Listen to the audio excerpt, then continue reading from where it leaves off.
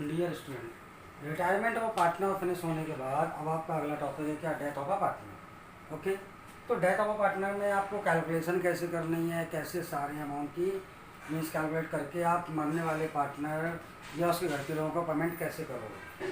तो अब आपका अगला टॉपिक है डेथ ऑफ अ पार्टनर। तो डेथ ऑफ अ पार्टनर में क्या होता है कि जैसे हमारी पार्टनरशिप फर्म में एक्स वाई जेड तीन पार्टनर, एक्स वाई और जेड तीन पार्टनर हैं।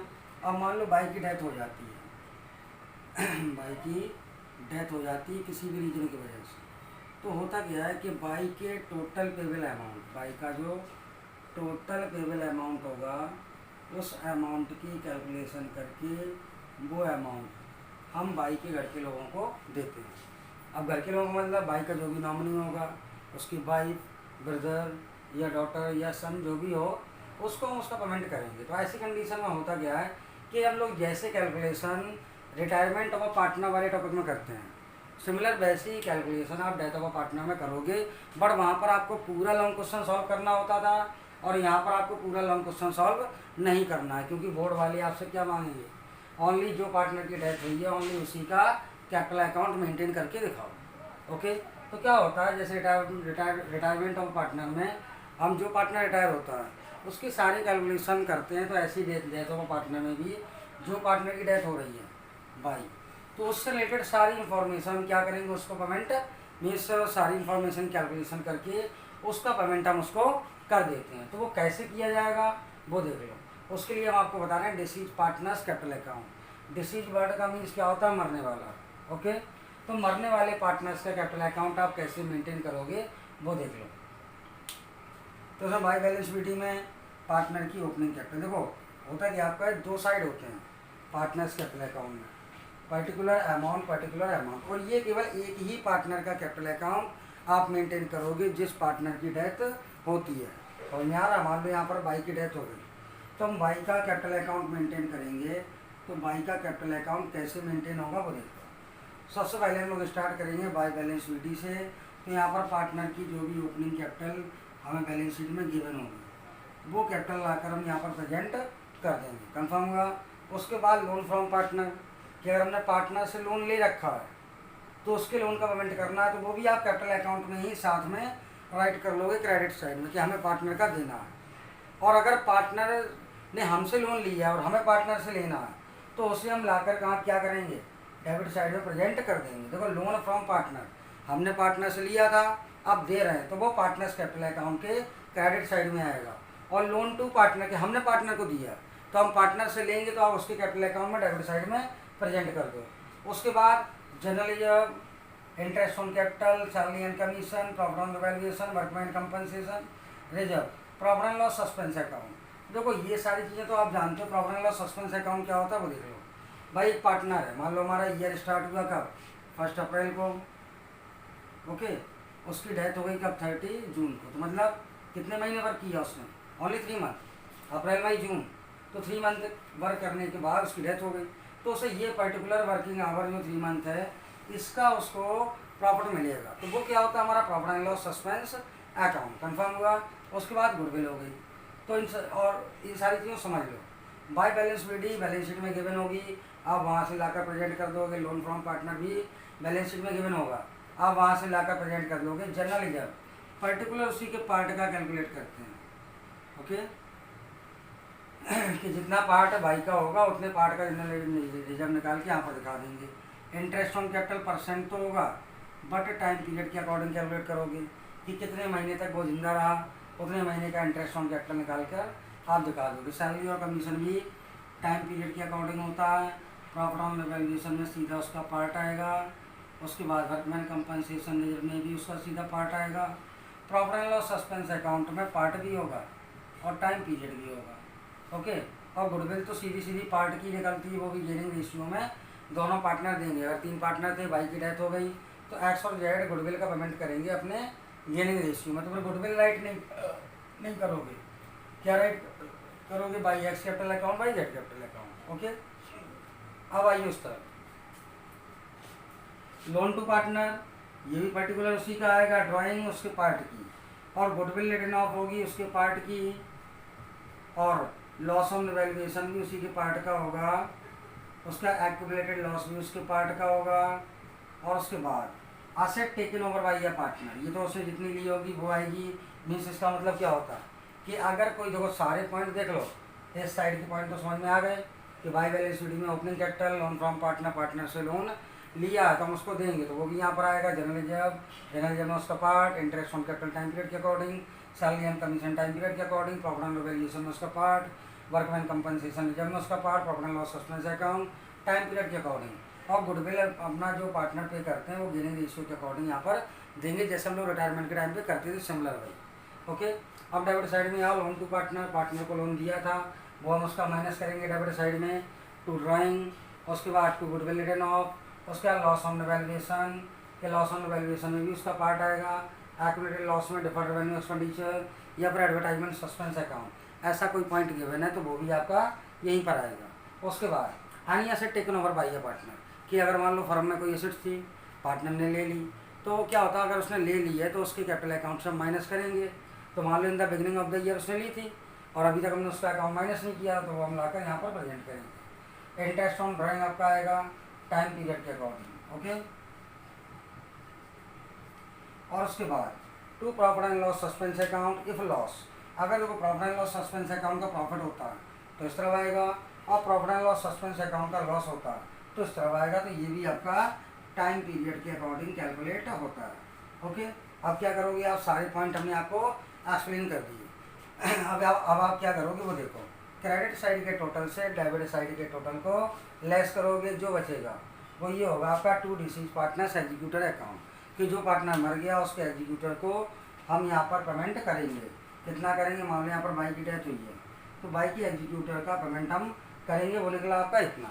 अब इसके बाद वो एग्जीक्यूटर का अकाउंट मेंटेन होता है, तो एग्जीक्यूटर का अकाउंट कैसे मेंटेन होता है वो अभी हम आपको बता रहे हैं। कन्फर्म हुआ? तो एग्जीक्यूटर का अकाउंट मेंटेन करने के लिए क्या होता है कि आपको, चलो इसको स्टॉप। डियर स्टूडेंट्स, अभी हमने यहाँ क्या होता है डिसीज पार्टनर्स कैपिटल अकाउंट के फॉर्मेट में हम बार बार आपको टाइम पीरियड बता रहे थे, जैसे interest on capital time period के अकॉर्डिंग कैलकुलेट होता है, और उसके बाद सैलरी टाइम पीरियड के according, profit and loss suspense account time period के according, interest on drawing time period.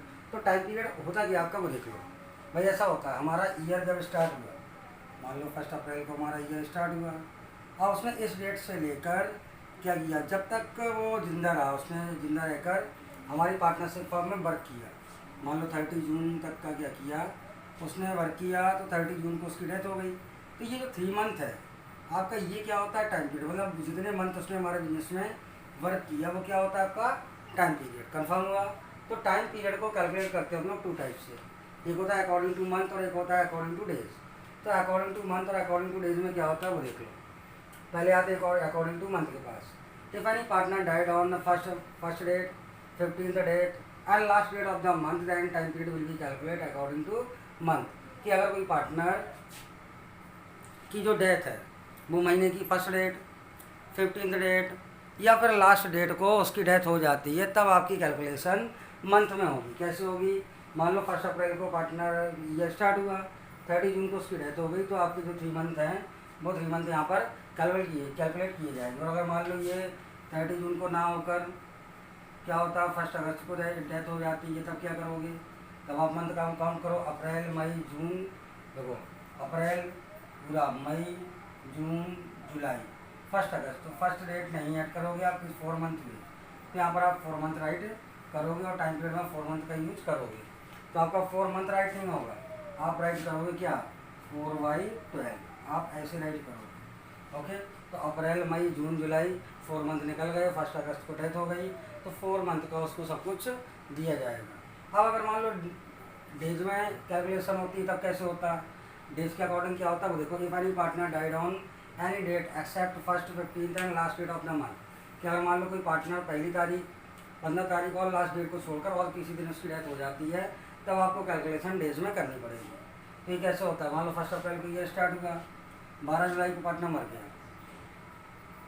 तो कैलकुलेशन कैसे होगी, अप्रैल के 30 डेज, मई के 31, जून के 30, जुलाई के 12, ऐड कर दो सबको, कितना है आपका 103 डेज।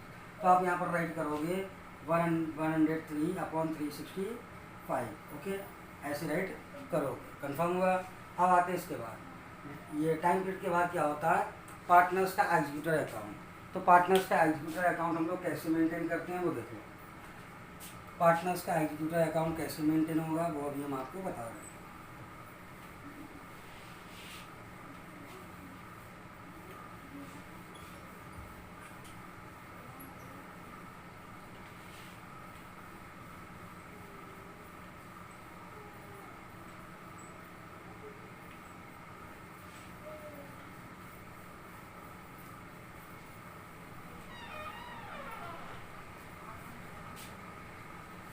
देखो क्या है, आपका डिसीज पार्टनर्स का एग्जीक्यूटर अकाउंट कैसे मेंटेन होता है वो देख लो। डिसीज्ड पार्टनर्स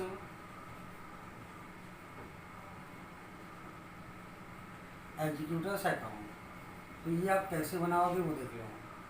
एग्जीक्यूटर्स अकाउंट ये कैसे बनता है देखो, आपको बताते हैं।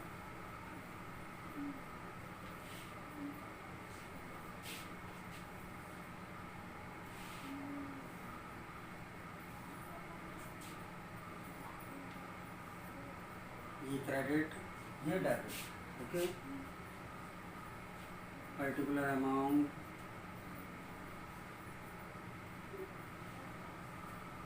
Of a particular amount.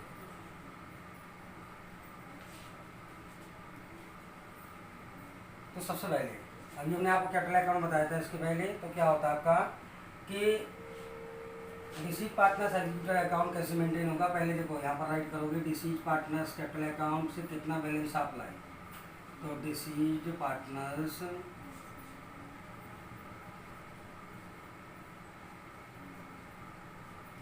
Capital account से आप बैलेंस कितना लाए पहले वो राइट करो। मान लो वो बैलेंस हमारा कितना था 2 लाख। अब 2 लाख का 2 लाख अगर हम कैश में पेमेंट करते हैं, आप 2 लाख का 2 लाख पेमेंट कैश में करते हो, कैश में, तो आपका यहाँ पर आएगा 2 लाख और ये हो जाएगा आपका टू बैंक अकाउंट। तो आपकी एंट्री क्या बनेगी, पेमेंट करने की एंट्री आपकी बनेगी ये deceased partner's executor account debit to bank account. Final payment आपका हो गया। और अगर मान लो हम फाइनल पेमेंट नहीं करते हैं, आपने 1 लाख अभी दिया और बोल दिया 1 लाख देंगे आपको 1 ईयर आफ्टर, तो आपका क्या होगा 1 लाख तो आ गया टू बैंक अकाउंट में, और 1 लाख आपका जाएगा टू डिसीज पार्टनर, मतलब जो पार्टनर मरा है XYZ में जो भी होगा, तो disease partners executors loan account में चला जाएगा। एग्जीक्यूटर्स लोन अकाउंट में आपका ये आ जाएगा। और अगर मान लो आपने पेमेंट बिल्कुल नहीं किया तो आपका ये पॉइंट हट जाएगा यहाँ से, तो आपका पूरा का पूरा 2 लाख किसमें चला जाएगा, to deceased partner's executor loan account में। तो कहानी समझ में आई आपको।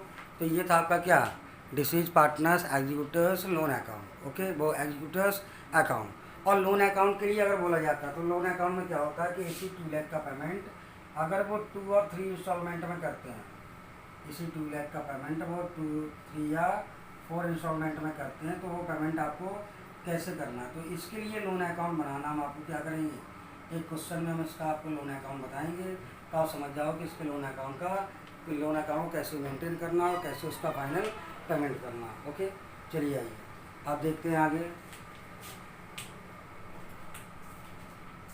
अभी हमने आपको टाइम पीरियड एक्सप्लेन किया था, तो टाइम पीरियड से रिलेटेड क्या होता है, कुछ कैलकुलेशंस हैं, वो कैलकुलेशन कैसे आपको मेड करनी है वो देख लो। तो कुछ कैलकुलेशन हम आपको बताते हैं, आप उन कैलकुलेशन को वैसे ही अप्लाई करोगे। कंफर्म हुआ। चलिए देखो क्या क्या कैलकुलेशन है आपकी। Calculation according to time period,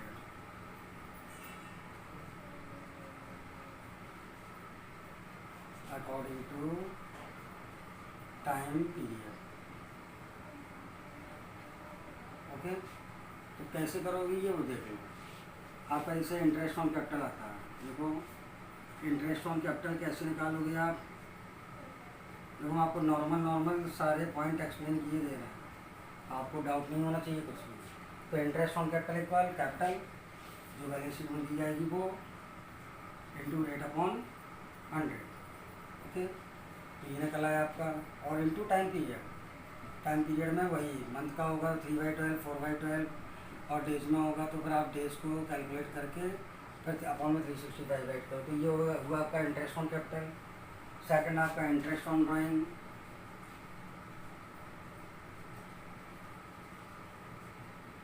interest on drawing. तो इंटरेस्ट ऑन ड्राइंग कैसे कैलकुलेट होगा वो देखो, आपकी drawing into rate upon 100, drawing into rate upon 100 और इंटू टाइम पीरियड, आपका ऐसे कैलकुलेट कर लोगे टाइम पीरियड अप्लाई करके। ओके, अब उसके बाद आता है आपका क्या, profit and loss suspense account. तो profit and loss suspense account को कैसे कैलकुलेट करोगे वो देख लो।